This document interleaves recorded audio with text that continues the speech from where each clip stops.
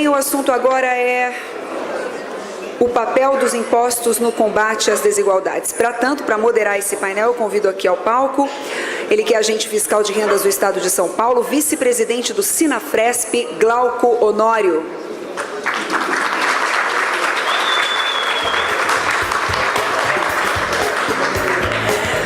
Para falar sobre o papel do Parlamento Europeu para uma fiscalidade mais justa e equitativa, convido o deputado do Parlamento Europeu e professor da Universidade de Aveiro, Miguel Viegas.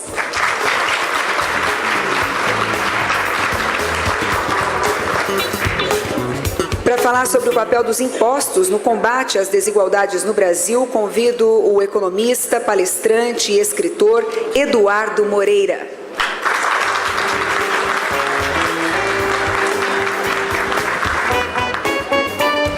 E para falar sobre o problema da regressividade, o IVA personalizado e ICMS personalizado, eu convido aqui ao palco ele que é doutor em Economia Aplicada pela Universidade de Alcalá, em Madrid, auditor fiscal da Receita Estadual do Rio Grande do Sul, foi subsecretário adjunto da Receita Estadual, Giovanni Padilha.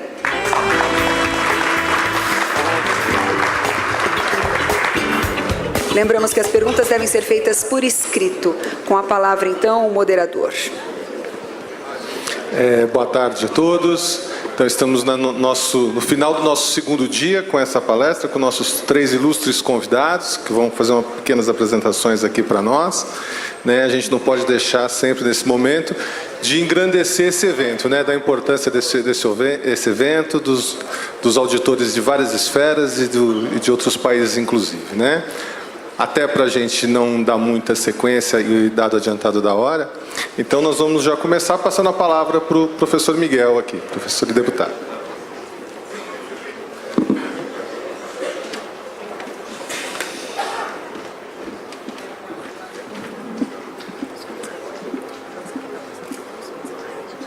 Não tenho apresentação, é tudo. Ora, muito boa tarde a todos. Em primeiro lugar, manifestar o meu profundo agradecimento à organização por este convite, que me permitiu estar pela primeira vez no Brasil, um país que nós em Portugal acarinhamos sempre e, portanto, desde já o meu muito obrigado.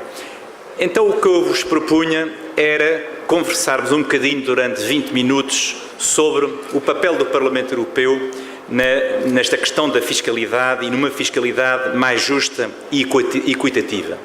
E eu propunha fazer um pequeno preâmbulo, voltar um bocadinho na história para perceber bem o contexto europeu, o contexto da União Europeia e qual é o estado da arte, o ponto de situação que nós vivemos no Parlamento Europeu no que diz respeito à questão da fiscalidade e neste combate de uma fiscalidade mais justa e equitativa.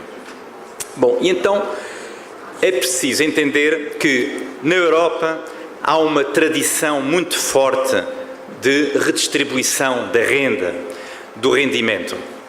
Em modos gerais eu vou falar de médias que são muito díspares de país para país, mas no fundamental a despesa pública global de cada país, o seu orçamento representa qualquer coisa como 50% do PIB. É este o valor médio de um orçamento de um país da União Europeia. Mas é preciso perceber que metade deste valor, metade da despesa pública global do país europeu médio é redistribuição. Redistribuição através das reformas, através de um conjunto muito vasto de prestações que, no fundamental, têm como objetivo assegurar uma distribuição de um rendimento que seja mais justa, mais equitativa. E esta é a tradição da União Europeia e, naturalmente, da União Europeia. Agora, para além desta fatia do orçamento destinada exclusivamente a redistribuir renda, nós temos que contabilizar também orçamentos muito poderosos ao nível do sistema público de saúde, ao nível do sistema público de educação, que tem naturalmente também uma vocação redistributiva indireta. Bom, e então qual é o contexto? nós estamos na União Europeia. E o que a União Europeia fez, tem vindo a fazer desde o Tratado de Roma? A construir um mercado único. Um mercado único que, no fundamental, procura garantir a livre circulação de pessoas, de bens, de serviços e de capital. Mas, na verdade, aquilo que prevaleceu, no fundamental, por um conjunto de razões muito diversas, foi a liberdade de circulação do capital. Essa é que, imediatamente, tomou a dianteira e se tornou dominante. A circulação de pessoas é um facto, mas é evidente que as pessoas estão agarradas às suas tradições, às suas famílias, e a mobilidade laboral não tem, naturalmente, a mesma expressão da mobilidade do capital. E o que é que isto provocou? Provocou, obviamente, um clima de competição fiscal entre países. E este clima de competição fiscal fez com que, em média, a taxa de imposto sobre o rendimento das empresas tivesse baixado dos 30%, era um número médio de há 20, 30 anos, para 20%. São números médios. Há países com taxas muito mais baixas, na Irlanda é 15%. Bom, e então tivemos este fenómeno de competitividade fiscal que provocou um nivelamento por baixo, que já foi, aliás, referido em palestras anteriores, no caso aqui do Brasil. E depois tivemos um segundo fenómeno muito importante, que foi a desindustrialização. A desindustrialização fez com que muitos países, para procurar um modelo de desenvolvimento económico alternativo, se dedicassem justamente a este setor financeiro. E então o exemplo acabado é o Luxemburgo. O Luxemburgo, durante grande parte do século XX, tinha reservas de carvão significativas e tinha um setor de siderúrgico, de produção de aço, associado ao qual havia um vasto setor de metalomecânica, e isto desapareceu. Desapareceu em função da escassez dos recursos, em função da própria evolução da economia mundial. E então, o que é que o Luxemburgo fez? À semelhança de outros países, especializou a sua economia num modelo de atração de capital estrangeiro. E então aquilo que prevalece hoje na economia do Luxemburgo são serviços de aconselhamento jurídico-financeiros, são um conjunto de instrumentos destinados a atrair capital estrangeiro, um regime de taxas muito baixas a nível da cobrança de impostos e uma predisposição do governo a negociar acordos preferenciais com multinacionais, precisamente para atrair este capital. Naturalmente que há outros exemplos, não é só o Luxemburgo, a Holanda, a Irlanda, são também modelos, são também países que depois evoluíram e construíram este modelo que eu chamo de rapina fiscal, no sentido em que são países que acabaram por concentrar massa tributável que, em circunstâncias normais, deveriam representar receitas fiscais para um conjunto de países que depois acabaram por ser concentrados nestes países em função dos planos de otimização fiscal que os próprios serviços financeiros desses países promoviam às multinacionais.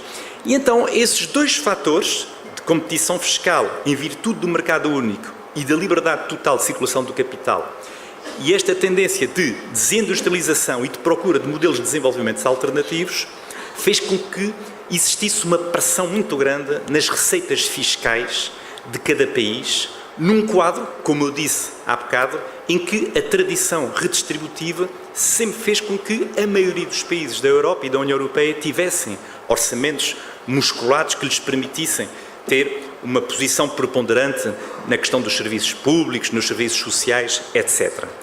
E depois, esta pressão sobre a despesa pública exacerbou-se com a crise de 2008. Em 2008 tivemos uma crise financeira, que começou nos Estados Unidos e que se espalhou a todo o planeta, e aí essa crise ao nível das receitas fiscais traduziu-se numa emergência orçamental, com a necessidade de acudir e de implementar medidas de exceção para salvaguardar o equilíbrio das finanças públicas. E então tivemos aumentos de impostos sobre o rendimento do trabalho, aumento de impostos sobre o consumo e cortes profundos nos serviços públicos e nos orçamentos sociais de cada um dos Estados da União Europeia. E acaba aqui o preâmbulo, onde é que isto acabou por desembocar? Num escândalo a que nós chamamos o LuxLeaks. O LuxLeaks aconteceu a 5 de novembro de 2014. É uma data simbólica no sentido em que, a partir desse momento, a partir desse escândalo fiscal que deu a conhecer à população os acordos que o governo do Luxemburgo tinha feito com 343 multinacionais, as pessoas perceberam que, dentro da União Europeia, nós vivíamos um clima de impunidade fiscal, em que as grandes empresas multinacionais não pagavam impostos e a generalidade das pessoas, as pequenas e médias empresas, estavam subcarregadas com impostos. E isto foi muito importante, porque foi a partir deste momento que a opinião pública despertou, mostrou a sua indignação e obrigou naturalmente as instituições da União Europeia e cada um dos países a atuar. E reparem só nisto, o LuxLeaks, um escândalo que rebentou naquela data que eu vos falei e que diz respeito ao Luxemburgo. Ora, o presidente da entidade mais importante da União Europeia, o presidente da Comissão Europeia, Jean-Claude Juncker, foi precisamente primeiro-ministro do Luxemburgo durante 21 anos. Ele próprio foi o arquiteto da construção deste modelo de rapina fiscal que depois deu expressão ao LuxLeaks. E o Jean-Claude Juncker tinha precisamente acabado de tomar posse na Comissão Europeia em setembro de 2014, ou seja, escassos meses antes. E, portanto, instalou-se uma crise de credibilidade política perante o Presidente da Comissão Europeia, que tinha feito discursos em nome da equidade e da necessidade de aproximar os cidadãos da União Europeia, mas depois revelou-se que ele próprio, durante 21 anos, tinha estado na base justamente deste modelo e destes escândalos. E isto foi, naturalmente, um impulso decisivo para que, no seio da União Europeia, se avançasse com medidas concretas. Ou seja, nós passámos de uma fase em que se discutia a questão da fraude e evasão fiscal, mas que depois nunca se concretizava nada, e então, a partir desta data e dos outros escândalos que foram surgindo, os Panama Papers, etc., passámos por uma fase de concretização de leis, de medidas, de um conjunto de aspectos que se traduziram em aspectos palpáveis e cujos resultados nós estamos, neste momento, a colher.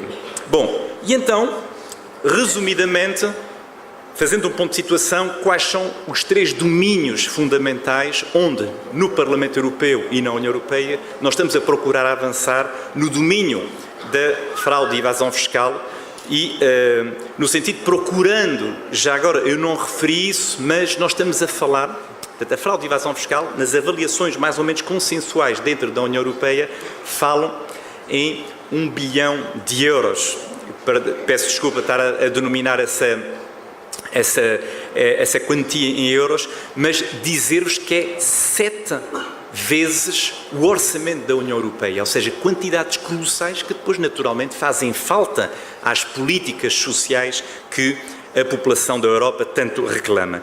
E então, dentro do Parlamento Europeu e ao nível da Comissão Europeia e do próprio Conselho, nós estamos a trabalhar em 3 áreas determinantes que eu iria citar muito rapidamente e depois veremos no debate se há oportunidade para desenvolvermos uma ou outra. A primeira tem a ver com esta lógica de pagamento de impostos no local onde os lucros são gerados. Ou seja, são as orientações do BEPS, da OCDE e que procuramos aplicar em aspectos específicos. Um deles já é uma realidade, tem a ver com o Nexus Approach, ou seja, um dos instrumentos mais utilizados pelas multinacionais para drenar drenar lucros para os paraísos fiscais é praticar um abuso dos preços de transferência através dos rendimentos que decorrem de ativos incorpóreos. Ou seja, as marcas, tudo o que sejam ativos cujo preço é impossível de comparar e, portanto, escapa à malha das instituições que procuram intervir nos abusos ao nível dos preços de transferência, usam figuras que existem no Luxemburgo e em muitos outros países que permitem alocar esses ativos incorpóreos para depois cobrar royalties por preços exorbitantes e drenar lucros para paraísos fiscais. Isto hoje não é possível, ou seja, é possível beneficiar de um regime que isenta os rendimentos que decorrem de propriedade intelectual, mas desde que essa empresa faça prova de que onde registou esses ativos existem efetivamente laboratórios, existem efetivamente investigadores, existe despesa em investigação e em desenvolvimento. Este é um primeiro aspecto, é uma primeira linha de trabalho. A segunda linha de trabalho tem a ver com a transparência. A transparência. Estamos a falar dos relatórios países por países, fundamental. Estamos a falar de um registro de entidades beneficiárias que permitem saber quem é que está por trás das empresas que normalmente estão envolvidas nos tais esquemas para promover o chamado planeamento fiscal agressivo. Eu gosto mais de lhe chamar fraude e fuga aos impostos. E depois um último aspecto, para terminar, a questão da cooperação. A questão da cooperação, estamos a falar da troca automática de informações. Bom, e então para concluir, eu diria que podemos estar moderadamente otimistas. Nós estamos otimistas, eu sou um otimista por natureza. Eu escrevi um pequeno livro que dá conta de todos esses avanços e que procura introduzir esta ideia de um certo otimismo, no sentido em que se avançou num conjunto de etapas, mas mantendo também um aspecto muito importante, que é de todos termos a noção que isto é uma batalha diária, ou seja, os grandes lobbies das grandes empresas estão presentes no Parlamento Europeu, influenciam a Comissão e, portanto, cada artigo é quase uma batalha que tem que ser vencida. Eu dou apenas alguns exemplos. A questão das entidades beneficiárias e do registro de entidades beneficiárias, que é fundamental para perceber quem é que estão por trás dos trusts, das fundações. Bom, só é obrigatório a quem tenha mais de 25% do capital dessas instituições. Ou seja, nós somos 4, temos que revelar, mas se arranjarmos outro sócio, cada um tem 20%, já foge esta malha. Ou seja, é positivo, mas há sempre a tentativa de introduzir elementos que depois tornam inoperante essas normas.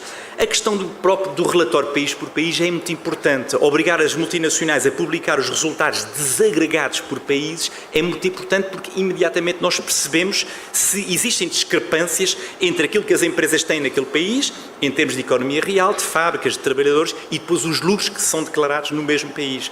E então é fundamental. Bom, infelizmente, esse relatório só é obrigatório em empresas que faturem mais de 750 milhões de euros. Bom, isto quer dizer que 80% das multinacionais ficaram de fora.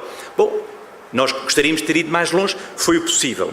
E a questão também dos paraísos fiscais é também uma velha batalha e a verdade é que a Comissão Europeia ainda não foi capaz de publicar uma lista de paraísos fiscais que seja digna desse nome. Agora, há aspectos positivos. Eu dava-vos apenas os últimos números sobre a troca automática de informações que extravasou o âmbito da União Europeia. Como sabem, nós estamos a falar de 90 jurisdições fiscais que aderiram a esta troca automática de informações. Nós estamos a falar de 47 milhões de contas de não residentes que foram objetos de trocas de informações. Nós estamos a falar de uma receita de 95 mil milhões de euros que foi recuperada, 400 mil milhões de reais. Eu creio que isto é significativo. E há um elemento também que merece a nossa reflexão, é que o valor total dessas contas, estamos a falar dos últimos 5 anos, o valor total baixou 35%. Ou seja, isto prova bem, se este valor está a baixar, prova bem que muitas dessas contas de não residentes tinham, obviamente, como objetivo esconder esconder rendimentos e esconder ao fisco e evitar o pagamento de impostos. E, portanto, mesmo para concluir, nós podemos falar em avanços, é certo, e tenho muito orgulho em ter participado na construção de muitas dessas normas, desses regulamentos, dessas diretivas. O segundo aspecto fundamental, a opinião pública é muito importante. A opinião pública é determinante no sentido em que é necessário uma pressão da opinião pública para, no fundo, obrigar os governos a atuar e, sobretudo, aqueles governos que beneficiam desta iniquidade fiscal que existe ainda em muitos países. E, por fim, eu gostaria de dizer que, nesta questão da opinião pública, todos nós temos o dever de procurar justamente trabalhar para mobilizar as pessoas, e eu creio que esta conferência que está sendo aqui realizada, o Prémio Nacional para a Educação Fiscal, o próprio tema desta conferência, o novo paradigma fiscal na relação entre o fisco e o contribuinte, é justamente por aí que nós temos que ir, para elevar a consciência das pessoas em relação a essas matérias e provocar uma mobilização crítica das pessoas que, por sua vez, exercerá uma pressão cada vez maior para que esta batalha continue a avançar, porque é uma batalha que começou, na minha opinião, justamente com o LuxLeaks, em 2014, mas está ainda muito longe de acabar. E, portanto, muito obrigado pelos vossos esforços. Isto é uma luta longa e é um pouco nessa luta que eu estou hoje mobilizado todos os dias para uma fiscalização mais justa, mais equitativa e para que, no fundo, haja também maior confiança dos cidadãos em relação aos governos e às respectivas administrações tributárias. Muito obrigado.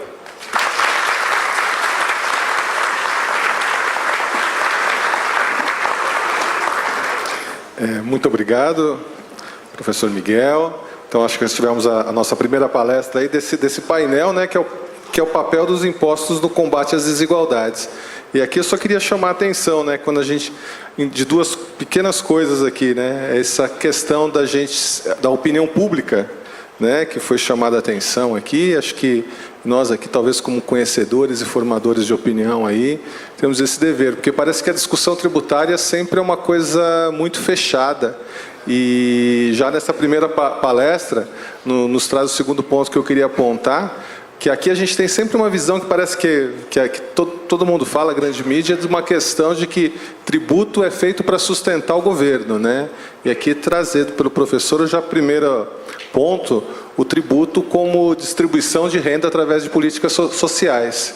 E talvez isso, se a gente for sair por aí para tentar ver se o cidadão comum passa perto dessa ideia, eu acho que a gente vai ter dificuldade de aqui ter isso, né?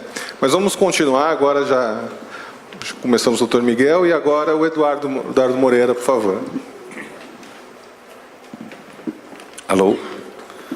Que controle, né? Obrigado. Bem, gente, boa tarde a meus companheiros aqui. Um prazer enorme estar aqui novamente, dá um pouco uma sensação de déjà vu, porque eu estive aqui na quinta-feira passada no Senan. Ah, que legal o livro. Hoje, o livro, ele está mostrando o meu último livro. Hoje é a data de lançamento do meu novo livro, que chama-se Desigualdade. Então, uma alegria muito grande de estar aqui com vocês falando sobre desigualdade, nessas gratas coincidências da vida, né? Então, eu estive aqui quinta-feira falando com um público também de auditores, falando naquela ocasião sobre reforma da Previdência. E eu comentava no começo da minha palestra como é difícil vir aqui para uma situação como essa, falando com pessoas que são especialistas em tributos, sobre tributos, né? Eu, desde que saí do mercado financeiro, passei 20 anos trabalhando no mercado financeiro, fui sócio de duas instituições financeiras, duas relativamente grandes instituições financeiras. Saí, resolvi estudar desigualdade, falei, agora minha vida vai ficar mais tranquila, vou pôr um olhar mais acadêmico e etc. E minha vida virou um caos, simplesmente, um caos delicioso, um caos maravilhoso e um caos com propósito, mas um caos. E a dificuldade de estar sempre sendo um generalista discutindo assuntos com especialistas, né? Então isso faz com que seja uma tarefa árdua. E desde o começo uma preocupação, talvez por causa da minha origem de engenheiro, eu sou engenheiro de formação, fiz um curso de economia nos Estados Unidos, de entender os conceitos, entender o porquê das coisas, como elas funcionam, o caminho que o dinheiro faz, os organogramas, os fluxogramas, porque a gente acaba, ao longo da vida, se tornando especialistas em livros, né? A gente acaba sendo um bom respondedor de questões de prova. Então a gente fica estudando ali as leis, estudando os textos, estudando os livros, e quando a gente diz que a gente sabe muito, é que a gente está pronto para responder qualquer pergunta que diga respeito àquele livro que a gente leu, ou àquela lei. Mas muitas vezes os conceitos fogem. E é atrás desses conceitos que eu resolvi me dedicar. E é sobre esses conceitos que eu vou falar um pouquinho hoje, sobre essa questão de impostos e desigualdades. Começando falando um pouquinho do mundo que a gente vive, né? Que é um mundo que muitas pessoas dizem que a gente deveria baixar um pouco a bola, não está tão preocupado, porque as inovações estão acontecendo num ritmo tão rápido que rapidamente as soluções para os problemas todos que a gente tem no mundo vão aparecer. A gente vai encontrar uma máquina que dessaliniza a água, não vai ter mais problema de água potável. A gente vai encontrar uma máquina que pega grama e faz hambúrguer da grama, então não vai ter mais que matar boi. A gente vai encontrar um negócio que joga no ar e acaba com a poluição. As pessoas não vão mais ter trânsito porque vai ter carro autônomo, drones. E como isso está acontecendo num ritmo muito rápido, muita gente tem confiado nessa inovação. E realmente esses são alguns números. De cada 10 negócios hoje feitos na Bolsa Americana, 9 são feitos e pensados por máquina. Se é que dá para a gente dizer que a máquina pensa, mas não tem interferência nenhuma de um ser humano. Nos últimos 15 anos, mais de metade das empresas que compõem o S&P, o índice da Bolsa de Valores americana das empresas tradicionais, deixou de existir. Não existem mais as empresas. 87, quase 90% do valor de mercado do S&P está em bens intangíveis. Ou seja, o S&P pode cair 50% de valor amanhã e as cadeiras estão lá, o dinheiro que está dentro do cofre, tudo que é tangível, tudo que a gente pode tocar e medir, continua igual. 1 gigabyte de armazenamento custava 10 milhões de dólares em 1970, hoje custa 3 cents. E isso fez com que a gente tivesse uma explosão de informação, e essa explosão de informação fez com que 90% de todos os dados que existem guardados no mundo fossem criados nos últimos 2 anos. O homem começou a armazenar dados há 100 mil anos, quando começou a pintar as pedras ali. 100 mil anos. 90% foi criado nos 2 últimos anos. Então, realmente, a gente está próximo de acabar com todos esses problemas. Mas será mesmo? Porque esse é o mesmo mundo, esse que a gente está falando, onde de toda a riqueza que a gente gerou em 2017, tudo que se gerou de nova riqueza no mundo para ser distribuída, 82% parou na mão do 1% mais rico. E os 50% mais pobres ficaram com nada. Nada é zero. E zero é um número muito forte, porque isso significa que não existe elasticidade nenhuma ao crescimento do mundo para essas 50% pessoas mais pobres. Significa que o mundo crescer 7%, crescer 3%, crescer 1% ou decrescer 5%, para elas não muda, porque se a parcela de riqueza que vai para elas é zero, 0 vezes qualquer coisa dá 0. Só o aumento de riqueza dos bilionários do mundo, bilionários em dólares, no ano passado, só o que eles ganharam a mais de riqueza, não é o que eles têm de riqueza, no ano passado, seria capaz de acabar com a miséria extrema do mundo 7 vezes. 7 vezes, o que eles ganharam em um ano a mais.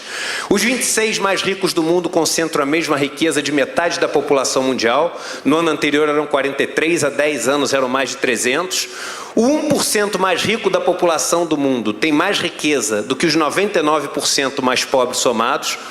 Na Nigéria, os juros recebidos pelo homem mais rico do mundo tirariam 2 milhões de pessoas da pobreza e fariam elas deixarem de sentir fome. No Brasil, os 5 homens mais ricos têm a mesma riqueza de metade da população. Na Indonésia, são 4, nos Estados Unidos são 3. E esse é o dado talvez o mais interessante. Porque muita gente diz o seguinte, olha, o problema não é ter desigualdade, o problema é ter pobreza. Então vamos crescer o bolo, a velha história de crescer o bolo. O problema, gente, é que a gente se perde pensando em dinheiro. E esse é um grande erro que a gente tem na lógica econômica hoje em dia. Dinheiro, ele é caminho de riqueza, mas o lastro é a riqueza. O que sempre importou e continua importando é a riqueza. A água que a gente tem para beber, a cadeira para construir, a madeira para construir essas cadeiras, o tijolo e o barro para construir essas paredes. Isso é limitado. E isso é representado pelo dinheiro. Com a distribuição de renda que existe hoje no mundo, se a gente resolvesse manter a mesma distribuição e simplesmente aumentar o tamanho do bolo, como as pessoas dizem, fazendo com que os menores pedaços do bolo fossem pelo menos $5,50 por habitante do mundo por dia, que é a linha que separa a extrema pobreza, ou seja, quanto a gente precisa gerar de riqueza no mundo para ninguém mais viver na extrema pobreza. A economia do mundo teria que crescer 175 vezes. A gente não está falando de 175%, não. A gente está falando de 17.500%, de um mundo que cresce em média 3% ao ano. Ou seja, não existe solução matemática que não passe por uma redistribuição de riqueza. Não existe solução de recursos naturais que não passe por uma redistribuição de riqueza. E a própria inovação, ela também é falaciosa. Ela é sedutora, sim, mas ela engana. Esses três indivíduos, o do lado esquerdo ali de cima, a maioria de vocês conhecem, porque todos vocês têm uma nota de $100 no bolso, é o Benjamin Franklin, um dos maiores inventores, estadistas e tudo que vocês puderem imaginar. Ali na direita, Alessandro Volta, embaixo, Nikola Tesla. São algumas das pessoas que desenvolveram e descobriram os segredos da eletricidade, há quase 300 anos atrás. E quando descobriram, as pessoas pensaram, nunca mais vamos usar o trabalho mecânico, o esforço físico, vamos parar de explorar as pessoas. A máquina vai fazer o trabalho que hoje a gente faz pessoas morrerem para fazer. Pois bem, lá se vão quase 300 anos e 2/3 da África abaixo do Saara não tem acesso à energia elétrica. Então é esse mundo que a gente vive que já provou que não dá para depender da inovação. É esse mundo que já provou que precisa redistribuir. E é esse mundo que tem uma riqueza limitada para ser distribuída.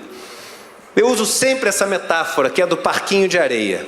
Porque o dinheiro na nossa cabeça, ele é potencialmente infinito. A gente constrói mais 10 casas da moeda, bota um monte de impressora para botar rodando papel lá, e a gente pode imprimir um monte de dinheiro. A riqueza não. A riqueza é por definição finita. A riqueza que existe para ser distribuída entre todos é aquela. Todo ano gera-se um pouco mais de riqueza, que é o quanto a gente tem de produto interno bruto nos países, e consome-se riqueza, porque toda a sociedade consome riqueza por definição para poder existir. Por isso que se você não gera nova riqueza, depois de um tempo toda a sociedade entra em colapso. Mas é igual um parquinho de areia. A areia que tem ali é a riqueza que existe para as pessoas poderem brincar. Toda vez nesse parquinho de areia que você olhar e tiver um monte de areia, você pode ter a certeza absoluta que para o monte existir, em algum lugar tem que existir o quê? Um buraco. Não tem como existir um monte sem buraco. É impossível existir um monte sem buraco. E o que os países que têm os melhores índices, e a gente vai ver, de desenvolvimento humano, que têm as sociedades mais evoluídas, eles têm mecanismos para todas as vezes que os montes ficam grandes o suficiente a ponto de fazer com que em vários lugares os buracos fiquem sem areia nenhuma, eles derrubam um pouco de areia de volta para todo mundo poder continuar brincando no parquinho, para ter areia para todo mundo continuar brincando. Mas de onde vem essa necessidade da gente redistribuir? É algo que é só matemático, econômico, humano porque somos bonzinhos? Ou será que existe algum motivo por trás? E aí vale a pena visitar historicamente o surgimento desses conceitos de redistribuição e de reciprocidade entre os seres humanos. Imagine que tivéssemos aqui uma tribo, uma comunidade, com no máximo 10 pessoas. Eram assim as tribos há muito tempo atrás, muito pequenas, antes da gente descobrir a agricultura. Éramos nômades, vivíamos mudando de um lugar para o outro, e quando chegávamos no lugar, a gente tinha que criar, gerar, achar a riqueza que existia ali para a gente poder sobreviver. A madeira que tinha para construir uma cabana, as maçãs penduradas para comer, a caça que a gente conseguia gerar. E aí vinha um grande problema, que era o seguinte: os 10 saíam para poder gerar riqueza. Alguém aqui já pescou na vida? Levanta a mão se alguém já pescou. Vocês sabem que não é todo dia que você consegue pegar o peixe. Tem dia que você tem sorte, pega o peixe, tem dia que você não consegue pegar o peixe.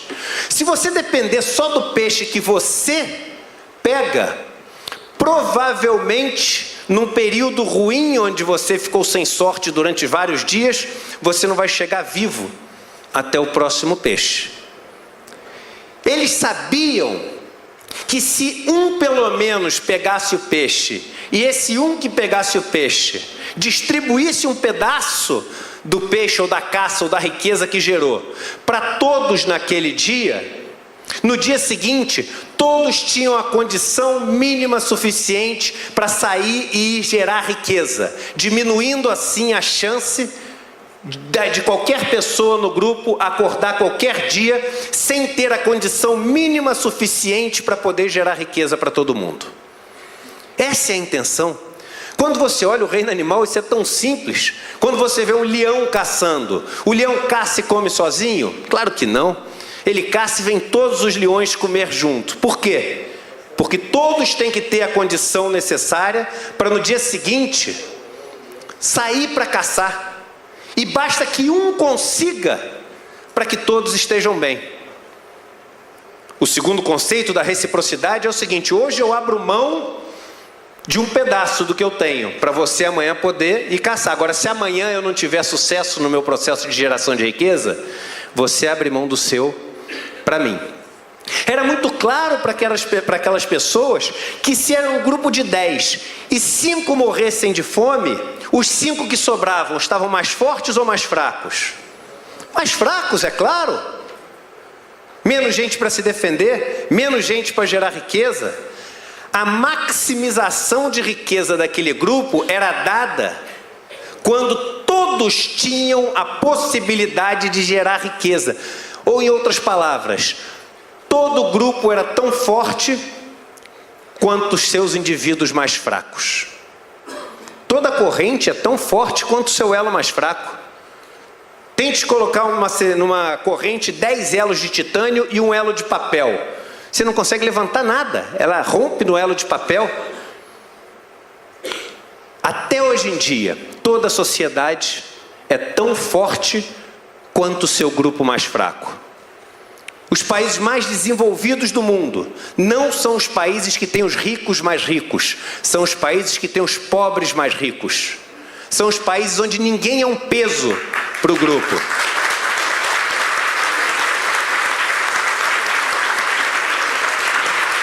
Nesses países ninguém é um peso para o grupo, ninguém é um peso econômico. Todo mundo acorda todos os dias e consegue dar a sua contribuição para a geração de riqueza desse país. E quando a gente olha nesse processo, o mundo, ele foi descobrindo isso ao longo do século passado e foi conseguindo combater uma situação de extrema desigualdade com a qual ele começou no início dos anos 1900. Cobrava-se, vocês mais especialistas do que eu, praticamente nada de imposto sobre a renda. A maior parte dos impostos eram sobre as propriedades, principalmente as terras que as pessoas tinham.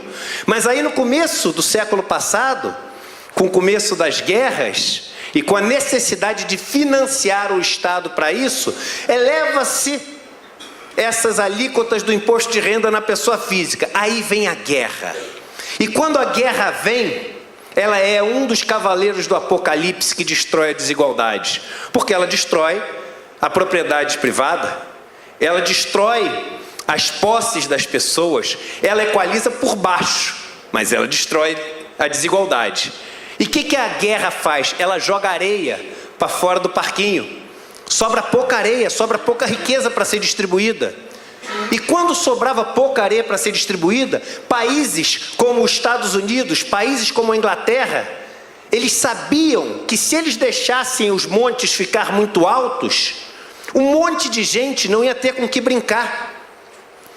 Qual era a alíquota máxima de imposto de renda, pessoa física, nos Estados Unidos, depois da Primeira Guerra Mundial? Acima de 70%. Na Inglaterra também. Depois da Segunda Guerra Mundial, acima de 90%. Na Inglaterra, 98%.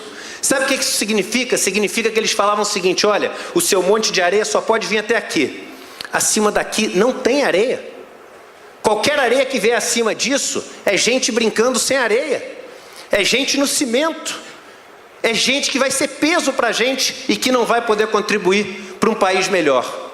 E aí, em 1980, na década de 80, quando a gente chega no nível mínimo de desigualdade do mundo, tanto na Europa como nos Estados Unidos, surge essa ideia do neoliberalismo que tinha sido testada no Chile, com o regime do Pinochet, e Thatcher e Reagan vêm com aquele discurso, que é o discurso que, olha, a gente está inibindo as pessoas que são os vencedores dessa corrida pelo lucro.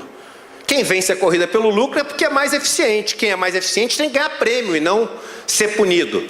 Vamos diminuir os impostos dessas pessoas, porque aí a produção vai ficar tão maior que o resultado final vai ser maior. É o conceito da curva de Laffer. E aí começam a fazer isso. Quando começam a fazer isso, a Europa não entra toda nessa onda. E isso é como fica a distribuição de renda para o 1% mais rico da Europa e a distribuição de renda dos 50% mais pobres da Europa. É claro que você parte de 10% do 1% mais rico para níveis de 12%. E é relevante, é 20% de aumento que você tem. Mas uma curva relativamente plana. E nos Estados Unidos, que adota isso de uma forma muito mais intensa, você cai ali, depois de ter acima de 90% de imposto, para uma alíquota máxima de 27%, 28%. Antes os países nórdicos, mesma coisa. Países nórdicos, desde 1950, o 1% mais rico não concentra mais do que 10%. Que são os países que têm o melhor IDH do mundo. Já nos Estados Unidos, olha o que acontece a partir da década de 80. O 1% mais rico vem de 10%, que eram os mesmos níveis europeus. Eles estavam juntos para passar a acumular quase 22% da renda nos Estados Unidos. E os 50% mais pobres, que tinham quase 22%, vêm para quase 10% da renda. Será que valeu a pena? Será que valeu a pena pegar toda essa renda que passou a ser gerada e concentrar nos mais ricos? Será que isso foi o estímulo necessário para essas pessoas que eram melhores produtoras, mais eficientes, mais eficazes, para eles produzirem mais? Vamos ver. A riqueza não foi distribuída. Veja que a linha laranja é a linha do quanto os 90% mais pobres têm da riqueza e não da renda. Riqueza, estoque, renda, fluxo. Então os 90% mais ricos dos Estados Unidos vêm de um acúmulo de quase 40% da riqueza para menos de 30%. O 1% mais rico vem... Opa, deixa eu voltar aqui, que é muito botão aqui para apertar, eu me confundo. Os caras vêm de 20% da renda, tá? Cadê? Aqui, ó, para 37%. Então você tem o seguinte: o 1% mais rico passando de 20% para 40%, os 90% mais pobres fazendo o caminho oposto. E aí, gente, o que aconteceu com o crescimento dos Estados Unidos? Nada. Absolutamente nada. Essa é a linha de crescimento dos Estados Unidos desde 1890 até 2010. É uma reta. Você tem aqui uma queda na crise de 29, tem outra queda aqui na Segunda Guerra Mundial. Tirando isso, nada. Não teve impacto nenhum no crescimento americano. Na geração de riqueza do grupo como um todo, continuou absolutamente igual. O que mudou? Onde foi parar essa riqueza? Mas será que quando mudou onde foi parar essa riqueza, mudou só isso? Não mudou só isso. Não mudou só isso. E aí, a partir de 1980, acontece outra coisa que é importante para essa discussão fiscal que a gente está tendo. O enorme ganho de produtividade que passa a acontecer por causa das novas tecnologias não se reflete em ganho de renda para o trabalhador. Até 1980, sim. A partir de 1980, todas as máquinas que entravam eram máquinas que jogavam o trabalhador para fazer um trabalho menos qualificado e ganhando menos, e aquilo que era substituído virava um ganho só do dono do meio de produção, do dono da máquina, do dono da tecnologia, do dono do capital. E aí, gente, você olha o resultado. Esse é os Estados Unidos hoje. Um país que tem um PIB que é maior do que os 6 países, tirando a China, dos 6 países somados em seguida, países que têm uma população 5 vezes maior, e os Estados Unidos não está entre os 10 primeiros países do mundo em DH, não está entre os 30 melhores países do mundo em saúde, não está entre os 10 primeiros países do mundo no ranking de educação, não está entre os 25 primeiros países do mundo para se morar, e agora, pasmem, é o país que tem a maior taxa de pobreza entre todos da OCDE. Os Estados Unidos, um PIB maior do que os 6 que vêm em seguida quando você tira a China, ou seja, não tem falta de riqueza, tem areia no parquinho para todo mundo lá poder brincar, tem areia no parquinho para todo mundo ter saúde, para todo mundo ter educação, a melhor do mundo disparado. E todo mundo vivendo igual, num comunismo? Claro que não. Com topos e fundos, com pessoas que têm suas Ferraris, mas sem pessoas que dormem na rua ao relento. Como são os países que a gente viu com o melhor IDH do mundo? Veja que os 3 países com o melhor IDH do mundo, Noruega, Suíça e Austrália, são 3 modelos de governo diferentes. Noruega, um país socialista ao longo dos últimos 100 anos. A Austrália é um país que é o exemplo mais bem-sucedido neoliberal utilizado hoje em dia. E a Suíça, um país pequeno com suas peculiaridades, presença do Estado, mas o capital financeiro muito importante. Mas o que os 3 países têm em comum? Tem pobres, ricos, e nenhum dos 3 tem um indivíduo entre os 50 mais ricos do mundo.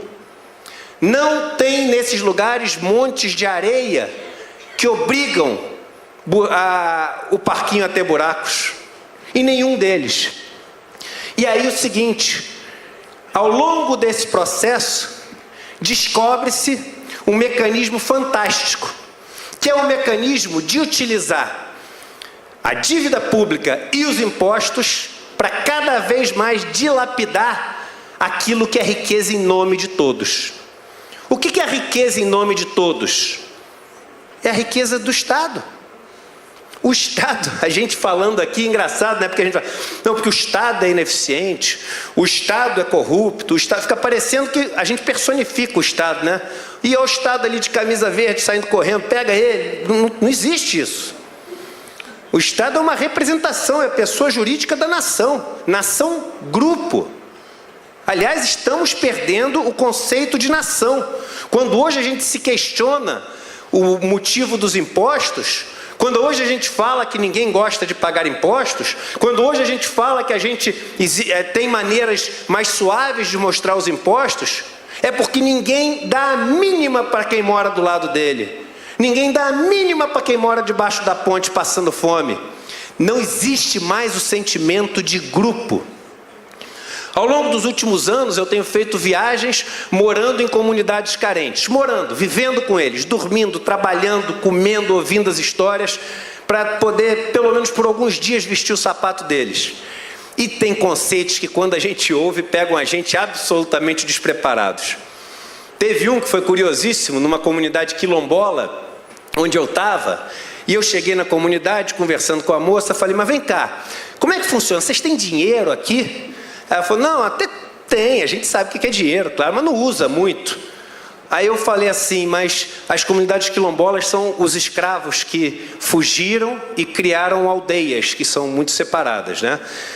Aí eu cheguei, mas como é que funciona? Na troca, assim? Ela, sem mim que entender o que eu perguntei, né? Eu falei, mas vamos supor, você tem muito de alguma coisa aqui que você produz aqui na tua casinha, na tua terra.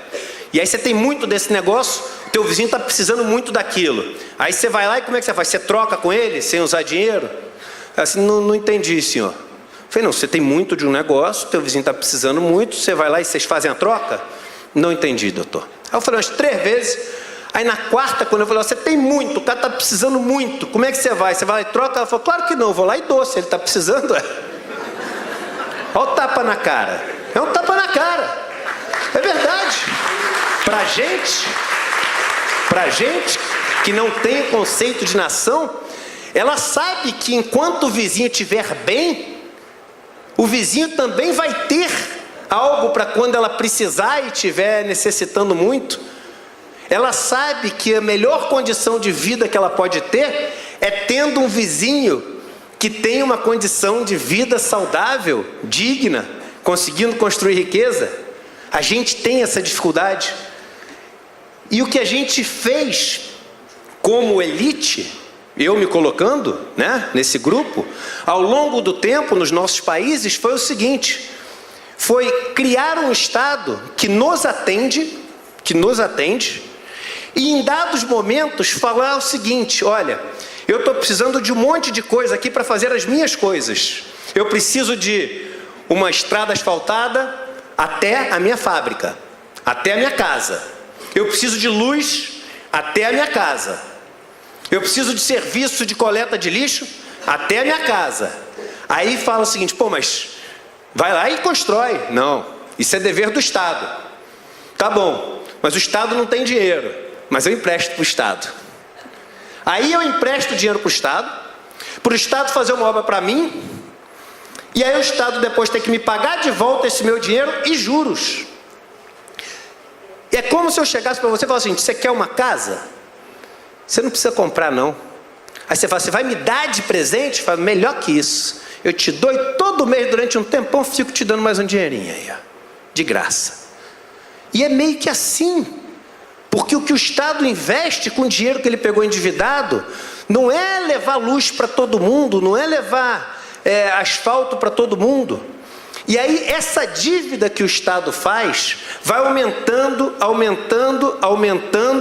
até que chega num ponto que tudo que o governo pega da caça de cada um, das maçãs que cada um colheu, para depois, teoricamente, dar para aqueles que estão precisando do mínimo para poder gerar riqueza e o país como um todo gerar o máximo de riqueza possível, tem que servir primeiro a esse juros, tem que servir primeiro a essa dívida. E os impostos viram um mecanismo de tirar dos buracos e colocar nos montes, ao invés de tirar dos montes e colocar nos buracos. Até que chega num ponto que as pessoas chegam e falam o seguinte, mas vem cá, não está dando, o que a gente está tirando de fluxo não está dando, então abre o cofre e tira o que você tem no cofre aí de riqueza. E aí o Estado começa a vender o que ele tem no cofre. E qual o perigo? Isso aqui é um gráfico que mostra vários países da Europa, Espanha, Inglaterra, Japão, França, Estados Unidos e Alemanha, mostrando que esses países, o net worth, ou seja, o que eles têm de patrimônio menos o que eles têm de dívida, como foi caindo ao longo das últimas décadas, e em países como os Estados Unidos e a Inglaterra, já é negativo. Ou seja, o que existe em nome de todos de patrimônio é negativo. Você nasce devendo. Você nasce devendo nesses países. Um pedaço de tudo que você vai ter na vida já está comprometido. Não é que você nasce sendo dono de um pouquinho de coisa. Você nasce sabendo que ao longo da vida você tem que dar. E como é que funciona no Brasil, no nosso país? Em primeiro lugar, somos o campeão mundial de desigualdade. World Inequality Report, uma das maiores instituições do mundo, mostram que desde os meados dos anos 2000, não porque a gente aumentou muito, mas porque outros países conseguiram diminuir a desigualdade, o Brasil passou os Emirados Árabes, que tem os sheiks, né? É o sheik, lá um sheik tem tudo, o resto não tem nada. Hoje nossos sheiks são melhores que os deles. A gente é o país que mais concentra a renda do mundo, o número 1. Mais do que a África subsaariana. E aí, gente, onde existe desigualdade, não existe meritocracia. Não tem como. Não dá para falar em meritocracia onde existe desigualdade.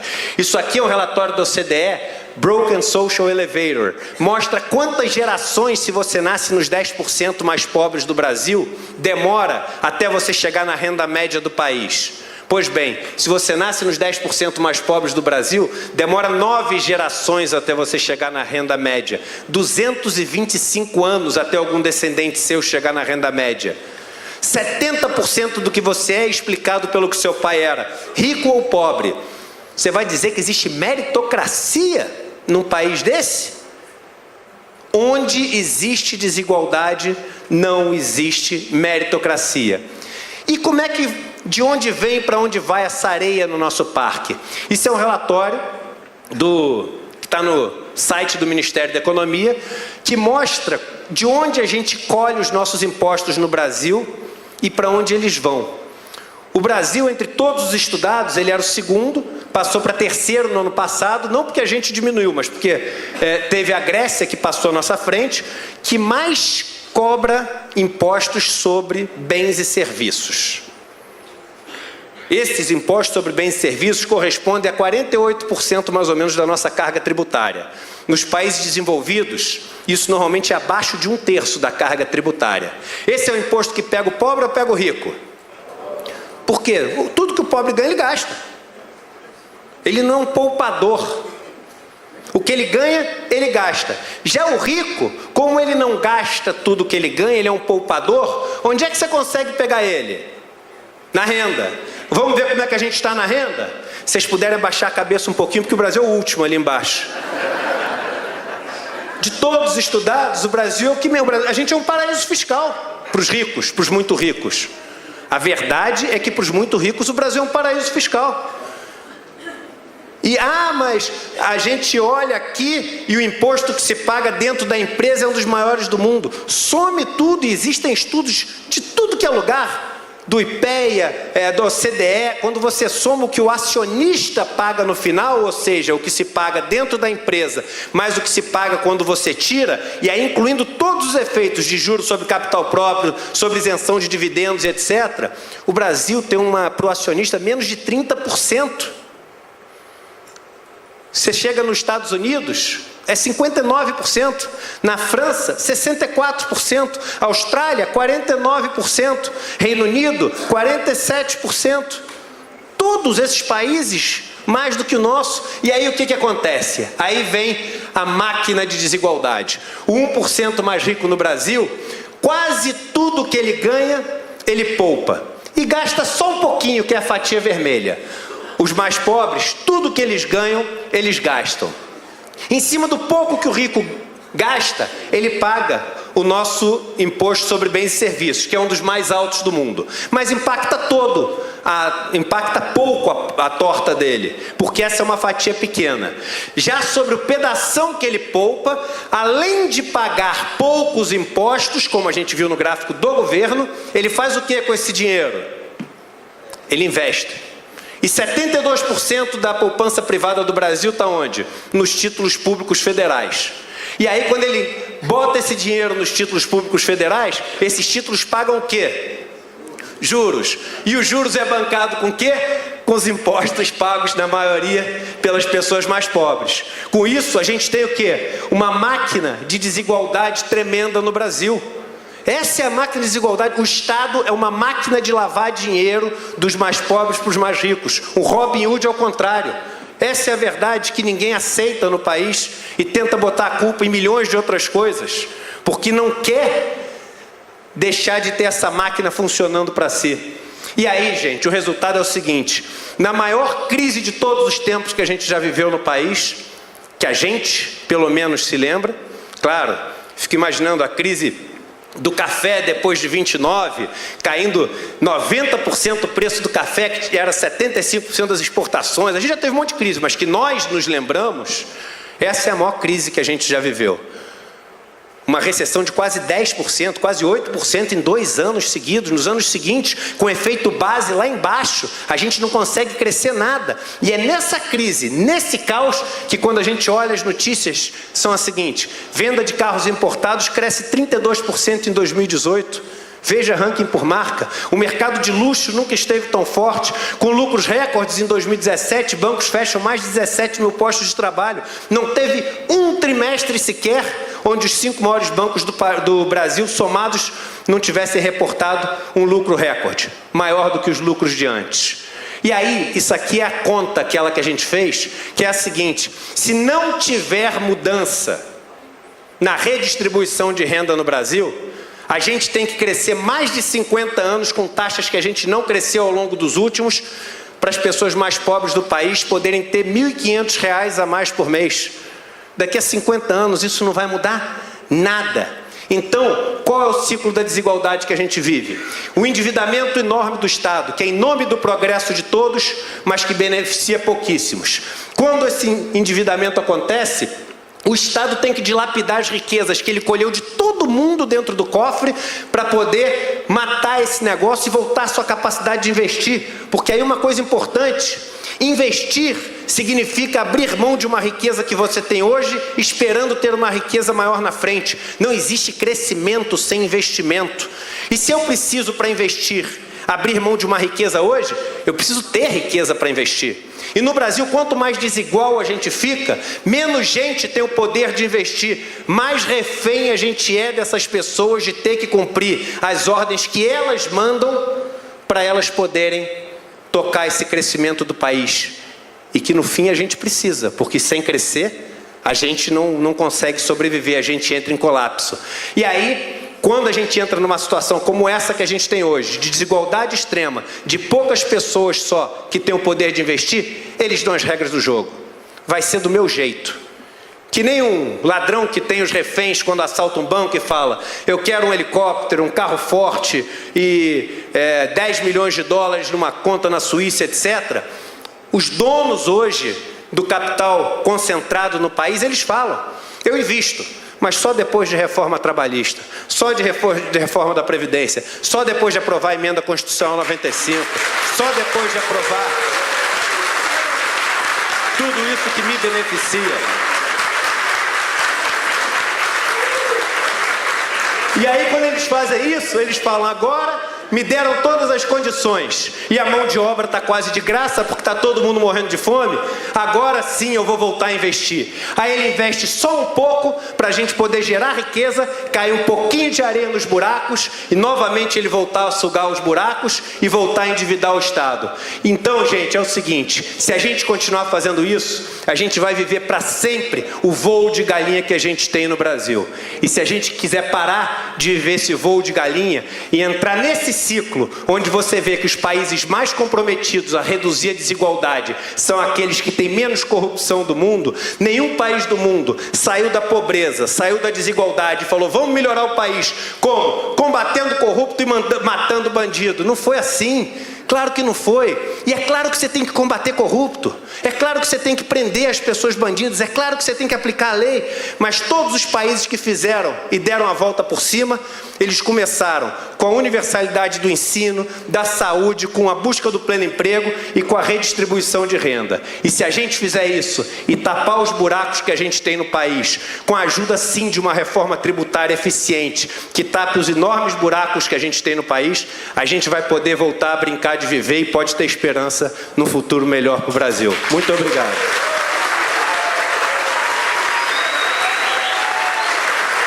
Obrigado.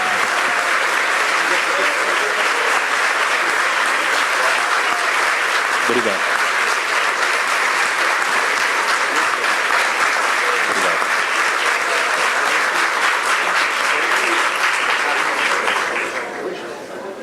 que falar depois dessa apresentação, né? Acho que a gente tem que pensar muito, né? Analisar muito, deu informações aqui brilhantes e, além de toda a parte humana, toda muito bem embasada, que é muito importante, né? Porque a gente vive num mundo de discursos e, na verdade, assim, é um belo discurso, mas um discurso com uma base científica, estudada e com todos os números para se provar o que está falando, que, infelizmente, não é o que a gente tem visto por aí, né? As pessoas fazem discursos e a mídia hoje fala uma coisa, a gente tem que acreditar porque sim. Então, parabéns, não só pelo discurso que é maravilhoso, mas é um discurso feito em cima de coisas reais, um discurso provado e mostrado para nós, né? Bom, vamos continuar o nosso painel com o professor Giovanni agora, Padilha, que vai nos falar sobre os problemas da regressividade do IVA-P e do ICMS-P. Obrigado. Esse aqui é o verdinho próximo.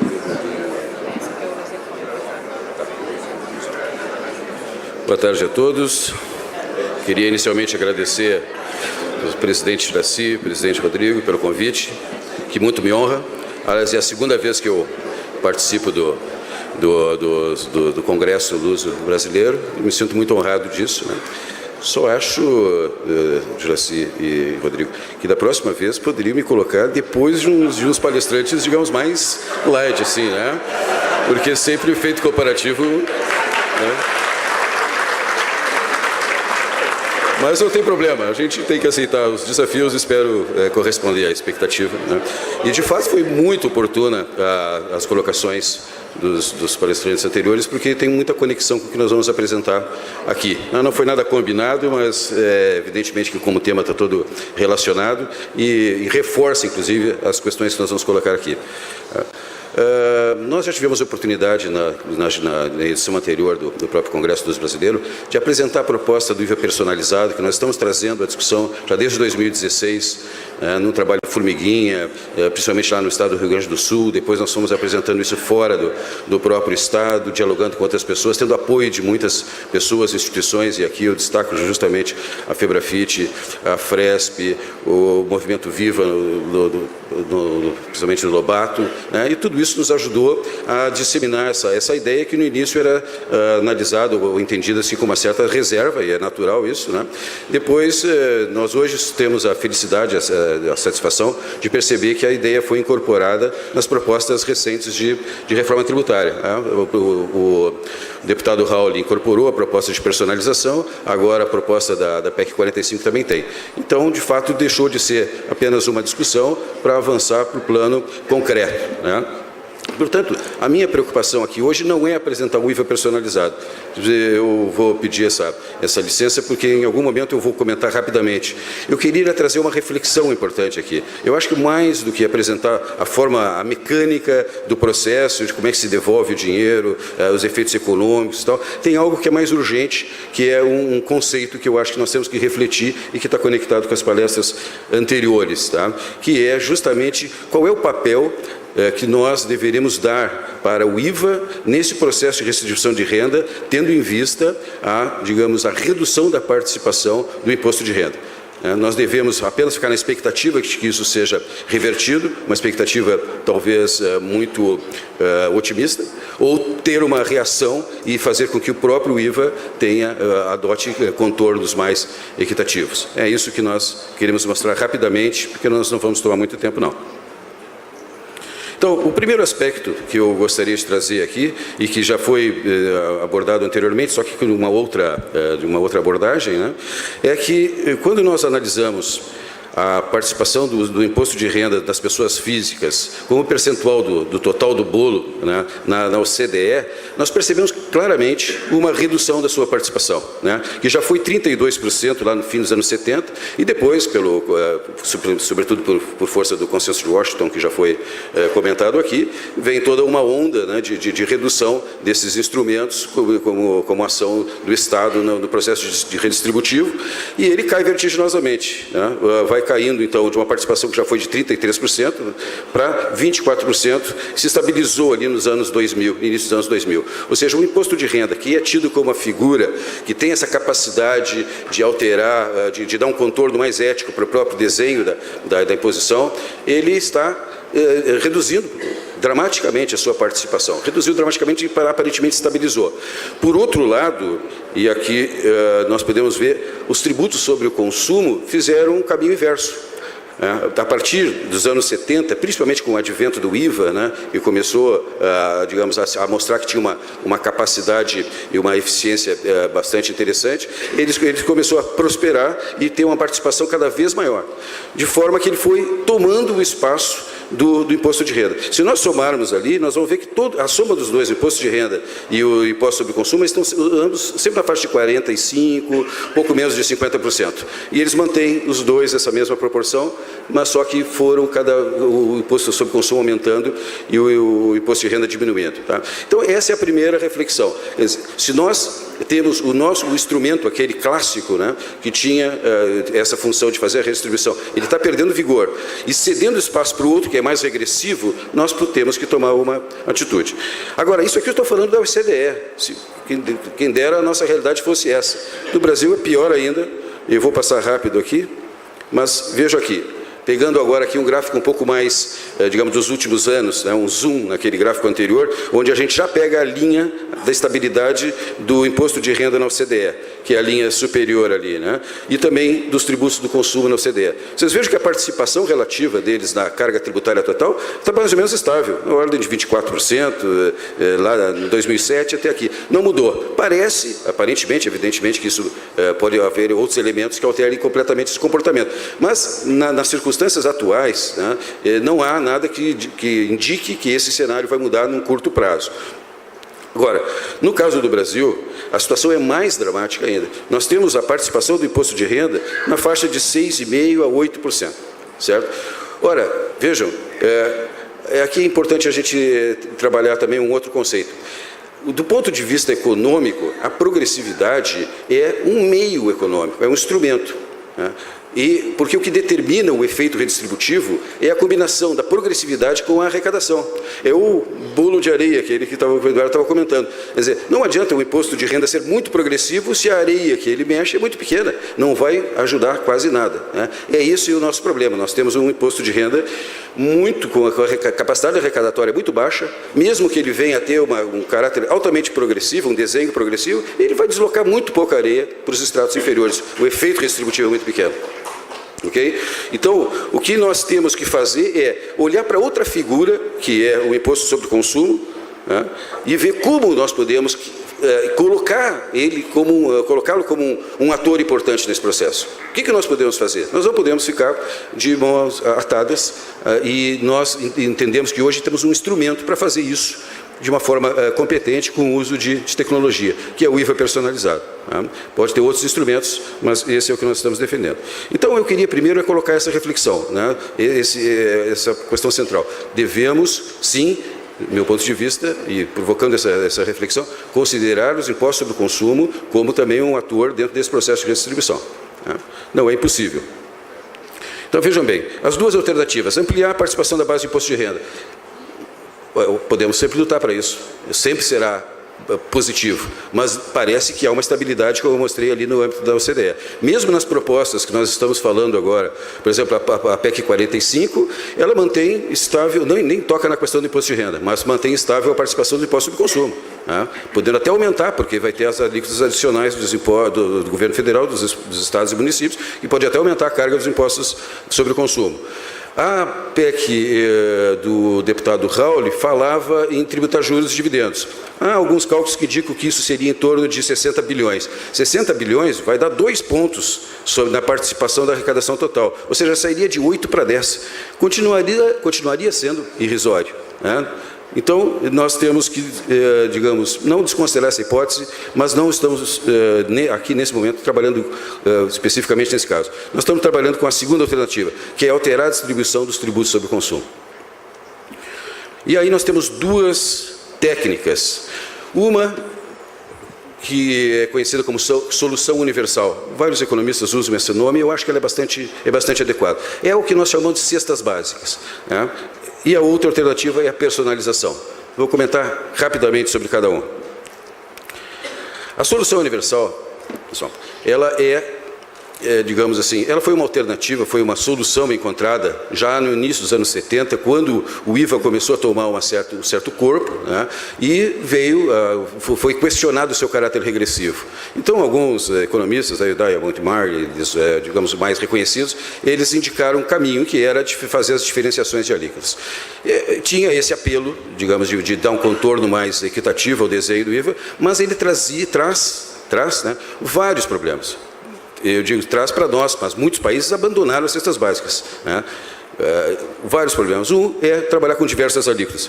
Vejam, hoje, desses países que já tiveram várias alíquotas, muitos voltaram atrás. Muitos estão voltando, inclusive. Nós já temos, dos aproximadamente 170 IVAs do mundo, 50% só tem uma alíquota. Portanto, quando nós falamos, e aqui no Brasil, frequentemente a gente faz esse debate que devemos ter uma alíquota, e parece que é algo longínquo, algo de outro planeta, não é. Metade dos IVAs já tem uma alíquota só. E 25% tem duas, ou seja, no mundo existem 75% dos IVAs tem no máximo duas alíquotas. E depois os outros 25% tem 3, e lá um residual lá que tem 6, e tem uns que 1% tem mais que 6, e lá está o Brasil, evidentemente, nesse 1%. Né? Então nós estamos muito fora da realidade e os países já se adiantaram muito na redução de alíquotas. Agora, quando nós olhamos uma perspectiva mais próxima, e esse é muito curioso, são dados do International Tax Dialogue de 2013, nós temos 80% dos novos IVAs dos países que reformaram ou instituíram IVAs nos últimos anos, fizeram com uma alíquota só. Uma alíquota só. Porque tem várias, nós não teremos tempo aqui de abordar, mas tem várias disfunções associadas a várias alíquotas. Né? Desde a perspectiva política, das diferenciações que sempre são pouco interessantes para a sociedade, principalmente, né? Como os aspectos técnicos de auditoria. Tem um trabalho muito interessante lá na União Europeia, uma pena que não tem aqui no Brasil, que indica que as auditorias para trabalhar na Dinamarca, que tem uma alíquota, né? elas levam 40% menos tempo do que na Espanha, por exemplo, onde tem 3 alíquotas. Então, essas diferenças, isso tudo está vinculado às dificuldades de auditar, são dificuldades de monitorar, são dificuldades das empresas em cumprir. Então, isso tudo vai encadeando um custo que nós sabemos que é exagerado aqui no Brasil. Então, alíquotas é um problema sério da solução universal. E as outras, as isenções. Eu não vou também aqui comentar com detalhes, mas as isenções, talvez pior que as alíquotas, elas são cheias de defeitos. Elas contrariam a equação básica do IVA. O IVA tem uma equação macroeconômica, né, que é tributar produção, importação e impostos líquidos e desonerar todas as demais, digamos, impostos da cadeia, como bens de capital, como bens de produção, e consumo intermediário, né, e as exportações. No caso das isenções objetivas, principalmente quando a gente tem estornos, nós estamos negando a própria equação básica do IVA. Né? Tanto que o Liam Abreu, que é talvez a maior sumidade em IVA, ele diz, ó, as isenções são nocivas à racionalidade econômica e ao funcionamento do imposto. Ele até usa uma expressão mais pesada que essa, nocivas. Eu fiz uma tradução livre aqui, mas é algo que eu agora não recordo, mas é bem, digamos, bem pesado. Então, nós estamos descartando essa solução, as cestas básicas, como a medida que pode fazer esse processo, digamos, de redistribuição através do IVA. Por quê? Porque, além de tudo isso, além de ser ruim do ponto de vista operacional, ele é pouco significativo nos seus efeitos. Vejam bem, isso aqui nós usamos uma técnica que chama-se microsimulação, que tenta identificar os movimentos, alterações de comportamento dos consumidores, tá, à medida que altera o IVA. Né? E nós identificamos por um IVA amplo, lá no estado do Rio Grande do Sul, porque eu só tenho a base do estado. Né? No caso do Rio Grande do Sul, se nós utilizássemos cestas básicas para um IVA amplo, por que um IVA amplo? Porque nós já estamos trabalhando com a hipótese da própria reforma agora, que seria uma base de bens e serviços. Né? A redução para os mais pobres é muito pequena, é pouco significativa. E enquanto os mais ricos, aqui os 3 estratos superiores, as 3 últimas colunas, eles detêm 50% da arrecadação, da renda do Estado, e praticamente têm a mesma carga tributária do mais pobre. Ou seja, é nada. Então, por isso que eu digo, a solução universal tem um custo enorme, do ponto de vista da eficiência do imposto, de toda a racionalidade do imposto, para entregar um resultado muito pequeno. Então, nós defendemos a personalização. O que é personalização? Nós utilizamos o IVA para arrecadar. Ele é um imposto arrecadatório. Ele nunca fez bem e não faz bem funções extrafiscais. Ele não tem essa aptidão como outros, né? Existem impostos que são desenhados, são constituídos, concebidos justamente com essa finalidade. Não é o caso do IVA. Ele é para arrecadar. E ele arrecada bem quando ele é uniforme, uma alíquota, sem isenções, né? Chegando, quem sabe, naqueles 97% de eficiência que falou hoje de manhã aqui o Bernardo Api, né? Seria demais, mas digamos, chegando a uma eficiência elevada com a alíquota uniforme, com a carga uniforme, e a esse imposto uniforme nós acoplamos digamos, um mecanismo de devolução personalizada para os estratos inferiores de renda da sociedade. Que aí, de acordo com as políticas que forem definidas, os patamares que forem definidos. E aí nós conseguimos conciliar o quê? Nós conseguimos eliminar o trade-off típico da tributação, que é eficiência e equidade, e trocamos por eficiência mais equidade. Vocês devem ter ficado impressionados com esse efeito especial aqui, né? Então, é isso que nós estamos tratando. Nós substituímos um trade-off por um efeito positivo. A personalização, eu não tenho tempo daqui da gente entrar em detalhes, mas basicamente tem dois mecanismos que nós estamos sugerindo. Um é utilizar, digamos, algo que nós temos de grande valor no Brasil, que foi comentado também nas palestras anteriores aqui, graças ao ENCAT, graças ao esforço de vários colegas, né? Que é a base toda que nós temos das notas fiscais eletrônicas, algo que não existe, por exemplo, na própria Europa, pelo menos de forma disseminada ou nesse patamar que nós temos aqui. E isso nos permite nos permite pensar em soluções que antes eram inimagináveis. Uma delas é isso: a pessoa faz a compra e, naquele momento, é identificado o seu CPF. Então, nós fazemos o que nesse momento? Nós estamos vinculando o sujeito, o consumidor final, ao fato gerador.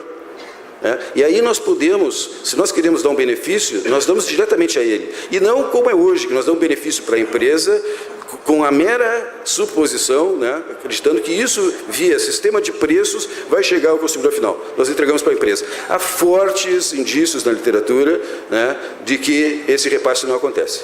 E esse repasse, digamos, só depende inclusive de outras elasticidades do produto ou do mercado, e pode não chegar ao beneficiário, ao pretenso beneficiário.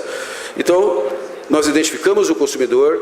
A Secretaria da Fazenda faz os cálculos de acordo com a capacidade, com a renda que as famílias têm. É possível identificar qual seria o consumo, digamos, que poderia ser restituído, tem que ser algo proporcional, evidentemente, para evitar as fraudes, e se devolve o dinheiro e se completa um ciclo. Ou seja, nós deslocamos o dinheiro de uma forma bastante precisa para essas famílias. Isso é uma política focalizada. A outra alternativa é a da estimativa, porque muitas vezes sou questionado e alguém diz: olha, mas e na área rural, ou no meu estado nós não temos documento eletrônico para tudo e tal. Não tem problema, não tem problema nenhum. É muito fácil saber quanto é a pobreza de uma das famílias mais pobres que você quer atingir. Não tem dificuldade nenhuma. Qual é a diferença entre uma política e a outra? É que, por estimativa, quando a gente pede o CPF, você induz a um processo de formalização, porque as pessoas, evidentemente, vão querer ser restituídas e vão pedir o documento fiscal. Então, a própria formalização, que é um bem para todos, ela acaba pagando, de certa forma, essa política, além de todos os outros efeitos positivos da formalização, que são indiscutíveis. Tá? Essa é a única diferença. Mas os efeitos econômicos são os mesmos. Então, o que a gente faz, na verdade, é isso, pessoal. Vejam, isso aqui, essa carga que estava nas famílias mais pobres se desloca para as famílias, principalmente da classe média e os mais ricos. Tá? Isso também é cálculos com o mesmo modelo microestimulador e está, digamos, projetando a mesma arrecadação daquele gráfico anterior para poder ser comparável. Tá? Então, senhores, é bem rápido aqui, eu queria trazer, mais do que apresentar o modelo, porque isso em outros momentos a gente pode fazer com mais calma, né? Fico à disposição, inclusive, sempre que for que a gente é chamado, a gente faz isso com muito orgulho. e muita disposição. Mas eu quero colocar, pedir aos senhores atenção nesse sentido. Vamos colocar essa questão na pauta, porque nós somos todos especialistas da área. E essa discussão, eu tenho certeza que ela é nova. Eu acho que a gente começa a incluir nas nossas pautas de reflexões a hipótese de usar os impostos indiretos como, digamos, uma das fontes para melhorar a distribuição da carga, porque essa não é uma pauta frequente, eu não tenho pelo menos essa informação, e é um recurso que não há indícios de que vai diminuir a sua participação na arrecadação total, pelo menos no Brasil. Eu fico à disposição das perguntas, agradeço mais uma vez a atenção. Boa tarde.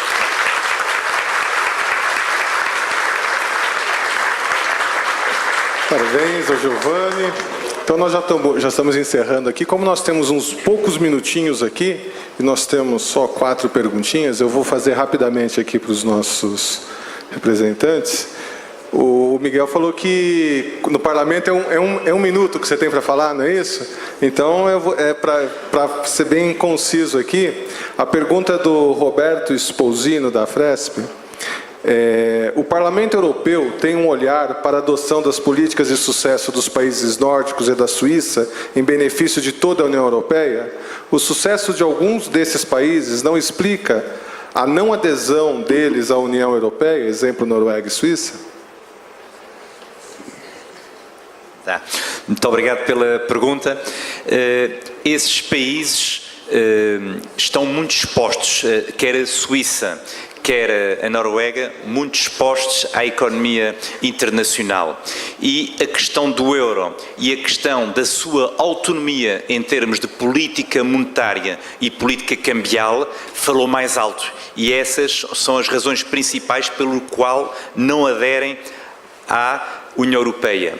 Porque, repara, estes países estão dentro do mercado único, ou seja, beneficiam da livre circulação de mercadorias e de serviços, porque têm vantagem nisso, contribuem inclusivamente para o orçamento da União Europeia, ou seja, é como se estivessem dentro da União Europeia, mas sem a moeda única. E, portanto, há um conjunto de interesses que são comuns, mas isso tem a ver com a questão específica da sua abertura ao mercado mundial. Há um exemplo muito parecido que é a Dinamarca. A Dinamarca, neste momento, tem um problema. A Dinamarca é uma economia extremamente aberta, mas que não aderiu ao euro e que não quer aderir ao euro. Mas isso gera uma contradição, porque todos os países dentro da União Europeia devem aderir ao euro. Uns não têm condições ainda e estão sujeitos a planos de convergência. E, portanto, daí a contradição. O Reino Unido também não quer entrar para o euro e, naturalmente, por essa razão, pretende sair da União Europeia. A questão específica da Dinamarca está neste momento a ser dirimida, mas creio que esta é a razão fundamental pelo qual esses países não aderiram à União Europeia, mas fazem parte do mercado único, praticamente como se estivessem, no fundo, sem fronteiras, mas tendo em conta a sua autonomia em termos de política cambial e monetária, pretendem ficarem fora da União Europeia. Obrigado, Miguel. Agora, eu vou fazer, são 4 perguntas só para o Eduardo, eu já vou fazer de uma vez, depois eu já te passo até por escrito para você responder, são coisas pontuais aqui. Então, o Lindenberg de Azevedo, do Auditesse Cefaz Ceará, pergunta: uma maior tributação sobre as heranças seria benéfico na questão da diminuição das desigualdades, pois desestimularia o acúmulo de capitais? Haveria efeitos sobre corrupção, sonegação e crimes contra o sistema financeiro? A Fátima Guerreiro, do IAF, da Bahia, Fórum Fiscais dos Estados, pergunta: qual o papel que o senhor atribuiria ao Estado numa sociedade mais justa e equitativa? A parte a questão dos servidores das carreiras de Estado, pintado como vilões, como vê a reforma posta da Previdência? E o Luiz Zanon, da Secretaria de Minas Gerais, pergunta: o tributo é o viabilizador de políticas públicas, distribuição. Como, no seu entendimento, fazer chegar à sociedade este conceito? Pode zerar os 45 minutos de novo para responder? Não, eu vou tentar ser super sucinto aqui. Primeiro, em relação à questão das heranças, você realmente vê que países, a maior parte, né, dos países, nunca dá para a gente generalizar completamente, mas a maior parte dos países desenvolvidos do mundo tem um imposto sobre herança alto. No Japão, acima de 50%. Sempre estou falando das alíquotas mais altas, tá? Ou seja, parte de alíquotas menores e essas alíquotas vão subindo. A alíquota média entre Alemanha, Inglaterra e França é 38%. A alíquota dos Estados Unidos é em torno de 40%. E qual o conceito dessa história? E aí eu volto para a questão da riqueza. Aquela riqueza que essas pessoas acumularam não foi criada por ela sozinha. Foi criada pela nação e foi acumulada por ela. Porque ela tinha ali os meios, tinha as terras, tinha as máquinas, tinha as empresas. Então ela utilizou tudo aquilo que a nação colocou a serviço dela, inclusive pessoas, mas também outras coisas, para que ela acumulasse riqueza que outras pessoas geraram. Quando ela morre, não faz sentido ela não devolver um pedaço disso grande para quem fez possível ela juntar aquela riqueza. Esse que é o conceito de você ter um imposto sobre herança grande, é o seguinte, olha, essa riqueza toda foi gerada graças a isso tudo. Agora que você morreu, você aproveitou e etc., joga para o parquinho de volta. Então eu acho muito importante isso. Cada vez mais o mundo, e aqui você mostrou, né, o imposto sobre a renda, o imposto sobre herança, o próprio imposto sobre riqueza. Em 1990, 12 países da OCDE tinham o Net Worth Taxes, né? Ou seja, o imposto sobre o patrimônio que as pessoas têm. Você vê tudo que ela tem, tudo que ela deve e cobra sobre aquilo. Só sobraram 3 países hoje em dia da OCDE que tem: Noruega, Suíça e Espanha. Primeiro IDH do mundo, Noruega. Segundo IDH do mundo, Suíça. Então tem certas coincidências que a gente vê que mostram que realmente os países que pegam esses montes de areia grande e devolvem são os países que conseguem manter uma sociedade mais justa. Eu acho que o Brasil, que tem a sua alíquota mais alta de imposto sobre herança de 8%, poderia ter um imposto mais alto. Com quem que a gente quer se comparar? Com Índia, África do Sul, China, que tem impostos zero? Ou a gente quer se comparar com outros países que têm economias do tamanho do Brasil e que têm índices de desenvolvimento humano que são aqueles que a gente gostaria de buscar? Então esse é o primeiro. Em relação a como tornar os impostos mais palatáveis ou menos agressivos, as pessoas aceitarem mais os impostos, eu volto a dizer, a gente ter o senso de nação. Gente, olha que absurdo, a gente está falando dos servidores aqui. O Brasil, ele aprendeu a ter ódio do Estado. O Brasil aprendeu a ter ódio dos servidores. E sem querer entrar em nenhuma discussão política aqui, como a gente pode ter um governo que cobra o patriotismo das pessoas e põe a população inteira contra as pessoas que dedicam a vida inteira a servir ao Estado e representar toda a população brasileira?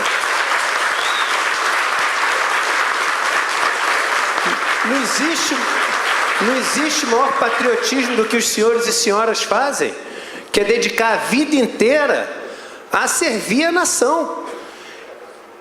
Então onde é que está o problema? O conceito de nação. A gente não tem mais esse conceito de nação. Então, com o conceito de nação, a segunda e a terceira pergunta estão respondidas. A gente passa a entender a importância do servidor, da pessoa que trabalha para o Estado, e ao estar trabalhando para o Estado, está trabalhando para todos nós um pouco, e a gente consegue mostrar para as pessoas também a importância que o imposto tem para que todos sigamos juntos como um grupo forte. Tá? Obrigado. Obrigado, Eduardo. Então, eu vou passar inicialmente para a Dalgisa, ela tem os recados importantes para dar, é muito rapidinho. Obrigada, Glauco. Na verdade, é só para lembrá-los que amanhã a gente já está esperando vocês às 8h30 da manhã, que às 9 a gente quer começar realmente em ponto, porque ao final do dia a gente vai ter, eu acho que vocês se lembram, ontem a gente falou aqui, inclusive no último painel, a gente vai ter o lançamento do Prêmio Nacional de Educação Fiscal. Estão todos convidados para permanecerem aqui, porque na sequência a gente tem um coquetel de encerramento desse nosso 4º congresso. Então, só para se programarem, vai ser véspera de feriado mesmo, então é bom para a gente estender aqui mais um pouquinho, evitar trânsito aqui em São Paulo. Bom, agora eu passo então para o Glauco, que oficialmente vai fechar o nosso dia. Bom, então, antes de encerrar, eu queria novamente pedir uma grande salva de palmas para os nossos 3 palestrantes.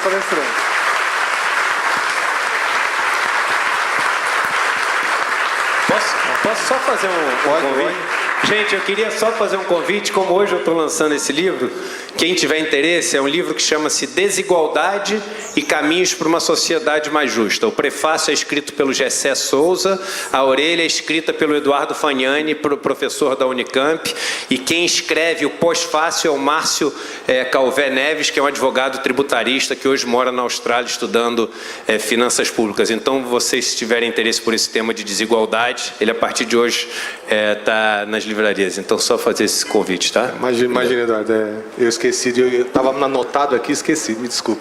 Mas tranquilo, a gente com certeza, eu acho que é um assunto que vai agradar muitos aqui, tá? Então, até amanhã a todos e continuemos nesse grande evento.